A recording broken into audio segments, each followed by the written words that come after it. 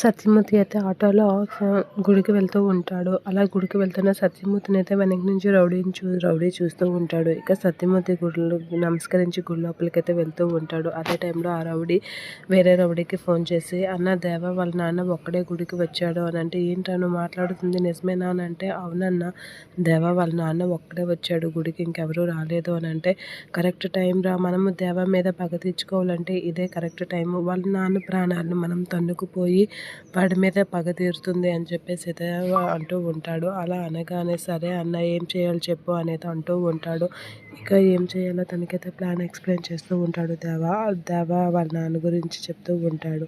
అలా చెప్పగానే ఒకసారిగా తనైతే వాళ్ళ నాన్న వెనకతల పడుతూ ఉంటాడు. ఇక కరెక్ట్ టైంలో దేవ దొరికాడురా, ఇప్పుడు ఆ దేవాని ఎలా ఆడుకుంటానో చూడ అని చెప్పేసి అయితే అంటూ ఉంటాడు. ఆ రౌడీ షీటర్ భానుతో తన పెళ్ళి తప్పించినందుకు దేవ మీద పగ తీర్చుకొని వాళ్ళ నాన్నని చంపడానికి అయితే ట్రై చేస్తూ ఉంటాడు.